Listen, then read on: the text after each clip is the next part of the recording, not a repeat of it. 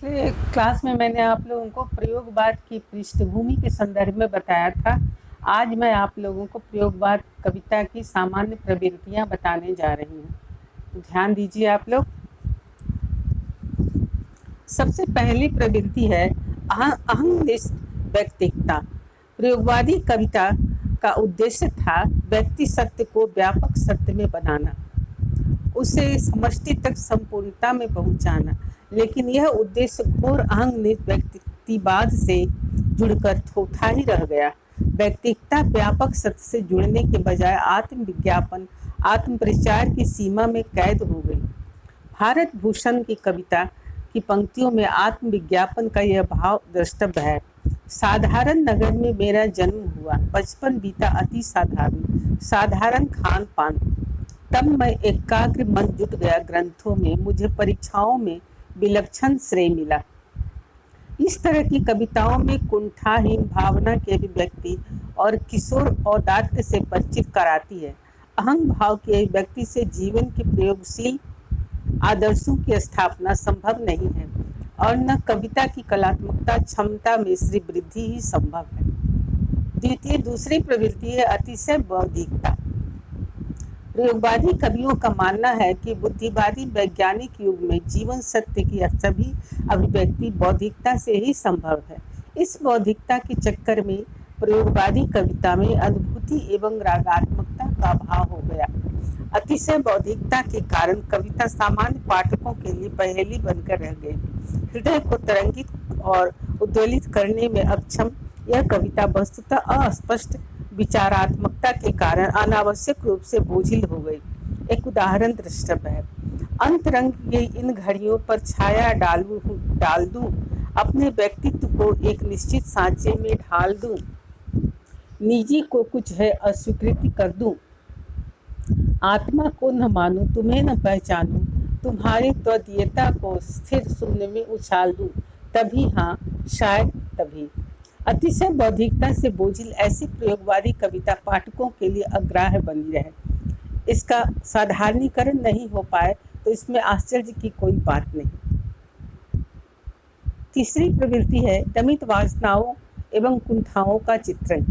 प्रयोगवादी कवियों ने यथार्थवाद के नाम पर दमित वासनाओं, उसकी नग्नता और कुंठाओं की अभिव्यक्ति में सारी मर्यादाओं को तोड़कर अपनी विद्रोह धर्मिता का सिक्का जमाया। काम वासना जीवन का अंग अवश्य है, किंतु जब वह अंग न रहकर अंगी और साधन न रहकर साध्य बन जाती है, तब उसकी विकृति एक घोर भयानक विकृति के रूप में होती है। प्रयोगवादी साहित्य में वासना की विवृत्ति उसे रूप में हुई है। उदाहरण के लिए अनंत कुमार पाषाण की काव्य पंक्तियां प्रस्तुत है। मेरे मन की अंधियारी कोठरी में अतप से अक्षाओं की वैश्या बुरी तरह खांस रही है।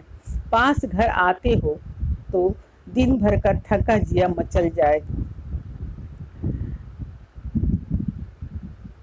उसके बाद अगली प्रवृत्ति है आयातित वैचारिकता का आग्रह।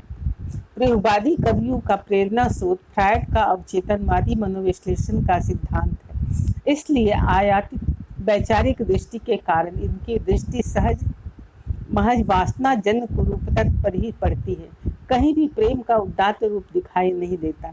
यौन वर्जनाओं के वर्णन में प्रयोगवादियों की विशेष रुचि का कारण अज्ञे जीवत लाते हैं। आधुनिक युग का साधारण व्यक्ति सेक्स संबंधी वर्जनाओं से आक्रांत है। इसका मस्तिष्क दमन की गई सेक्स की भावनाओं से भरा हुआ है। इसीलिए कुंठा से बचने के लिए काम की संतृप्ति कहीं ये वरण्य है। नारी इस दृष्टि से उपभोग की वस्तु है।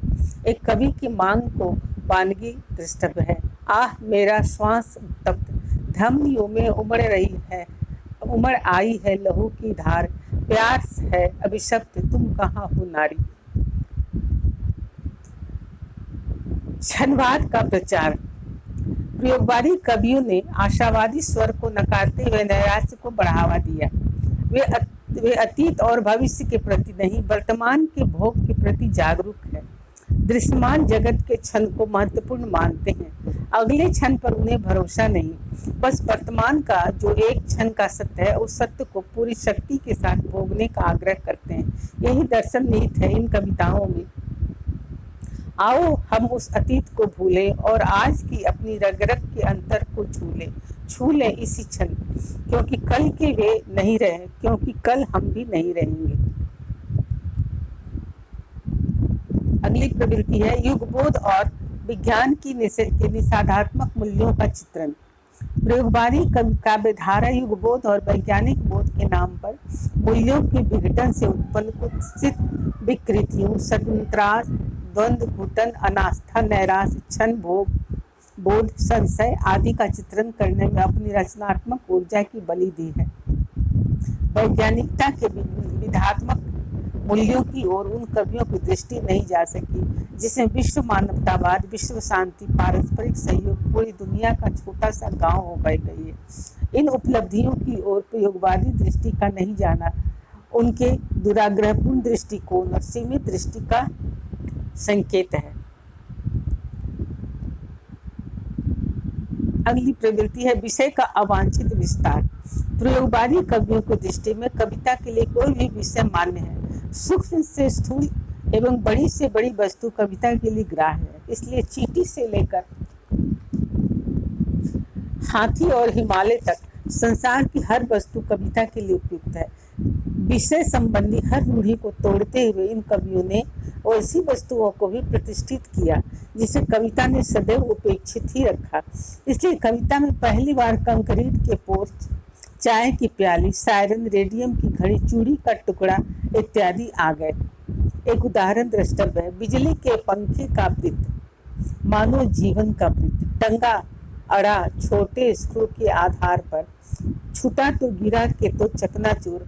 हॉस्पिटल का केबिन, लोहे का पलंग, लचकदार गद्दीदार टेबल पर शीशियां, स्टेथोस्कोप इंजेक्शन, पंखे में वृत्त में। नए उपमानों का प्रयोग। प्रयोगवादी कवियों ने प्रयोग के लिए प्रयोग किए। नवीनता प्रयोग में हो इसके लिए नए उपमानों, रूपकों, अलंकारिकता का विधान किया गया। लेकिन इन कवियों ने प्रयोग के जोश में कहीं कहीं इतना होश खो दिया कि विचित्रता की धुन उनमें उपमानों के साथ खिलवाड़ हो गया। नवीनता के आवेश से औचित्य का अतिक्रमण हो गया। उदाहरणार्थ इन काव्य पंक्तियों में उपमान की नवीनता देखी जा सकती है। प्यार का बल्ब फ्यूज हो गया। ऑपरेशन थिएटर सी जो हर काम करते हुए भी चुप है। बिजली के स्टोव सी जो एकदम सुर्ख हो जाती है। पहले दर्जे में लोग कफन की भांति उजले वस्त्र पहने पूर्व दिशा से हड्डी के रंग वाला बादल लेटा है। मेरे सपने इस तरह टूट गए जैसे भुजा हुआ पापड़। उपयुक्त उपमानों के प्रयोग से वस्तुतः सौंदर्य दृष्टि न होकर पाठक मन में विक्षोभ का भाव जगता है। प्रयोगवादी कविता में प्रायः इसी तरह के नवीन उपमानों, प्रतीकों की विचित्रता की भरमार है। लेकिन कई कविताओं में नए प्रयोगों के कारण काव्य सौंदर्य में श्री वृद्धि भी हुई है। भाषा की स्वच्छंदता। प्रयोगवादी कवियों ने कहीं कहीं भाषा का सटीक और सार्थक प्रयोग किया और कहीं कहीं स्वच्छंदतावादी प्रवृत्ति के कारण हिंदी के व्याकरण सम्मत रूप की परवाह ही नहीं की। रघुवीर सहाय की पंक्तियों में इस दृष्टि से विचारणीय है। शक्ति दो बल हे पिता, जब दुख के भार से मन थकने आए, पैरों में कुली सी लपकती चाल छटपटाए, तुमसे मिला है जो विच्छत जीवन का हमें दाए, उसे क्या करें तुमने जोरी है अनाहत जिजीविषा, उसे क्या करें कहीं अपने पुत्रों मेरे छोटे भाइयों के लिए यही कहो। उपयुक्त पंक्तियों में थकने आए, चाल छटपटाए हिंदी के व्याकरण की दृष्टि से गलत है। इसी प्रकार विच्छत और जिजीविषा जैसे शब्दों का प्रयोग संदर्भ सापेक्ष नहीं है। डॉक्टर शिव कुमार शर्मा के अनुसार दमित वासनाओं और कुंठाओं के वर्णनात्मकता से इनकी भाषा में ग्राम्य दोष आ जाना स्वाभाविक है। भाषा के नवीन प्रयोग की हठबारिता से इन्होंने अपनी कविता की भाषा में भूगोल, विज्ञान, दर्शन, मनोविश्लेषण शास्त्र एवं बाजारू बोली के शब्दों का प्रयोग करने में संकोच नहीं किया। कहीं कहीं पर जानबूझकर शब्दों का रूप तोड़ा मरोड़ा है जो कि समीचीन है। छंद मुक्त कविता। कविता की इच्छा को छंद के बंधनों से मुक्त के पक्षधर प्रयोगवादी कवियों ने शैली के क्षेत्र में विविध प्रयोग किए। मुक्तक छंद लोक गीतों की शैली में रचनाएं करने के अतिरिक्त कुछ कवियों ने ऐसी रचनाएं की जिनमें न लय है, न गीत है, न सरसता है, न प्रवाह है। नीरस और शुष्क इन रचनाओं का प्रभाव शून्य है और गद्यात्मकता के भार से ये कविताएं कराहती प्रतीत होती है। नवीनता वैचित्र प्रदर्शन में मस्त ऐसी कवियों ने कविता को कहीं का नहीं छोड़ा है। पंत जी कहते हैं कि प्रयोगवादी कवि इस तथ्य को भूल गए कि कविता की उदात्तता उसकी अंतरात्मा में है, न कि बाह्य रूप विधान में। इस कविता का भीतर इतना खोखला है कि बाहर की सारी चमक दमक व्यर्थ सिद्ध होती है और यह पाठक के मन पर कोई दृष्ट प्रभाव नहीं डालती। ऐसी कविताओं की संख्या अत्यंत सीमित है जिसकी साहित्यिक मूल्यवत्ता हो और जिसमें यह सामर्थ है। उनमें शैलीगत सौंदर्य, प्रयोग की नूतनता, सार्थक उपमान, मार्मिक प्रतीकों और व्यंग्य की तीक्ष्ण धार के कारण काव्य विधा की वृद्धि हुई, लेकिन अधिकांश प्रयोगवादी कविताओं से साहित्यिक मूल्य नहीं रखती। इसलिए आलोचकों ने इस काव्यधारा की सराहना बहुत कम की। प्रयोगवादी कवि की ही आलोचन की भूमिका निर्वहित कर अपने दही को मीठा बताते रहे। पंत के शब्दों में प्रयोगवाद की निर्झरनी कल कल छल छल करती ही फ्रायडवाद से प्रभावित होकर स्वप्निल फेनिल स्वरस संगीत विहीन भावनाओं की लहरियों से मुखरित उपचेतना अवचेतन की रुद्ध क्रुद्ध ग्रंथियों को मुक्त करती हुई, दमित कुंठित आकांक्षाओं को वाणी देती हुई, लोक चेतना के स्रोत में नदी के द्वीप की तरह प्रकट होकर अपने पृथक अस्तित्व में अड़ गई।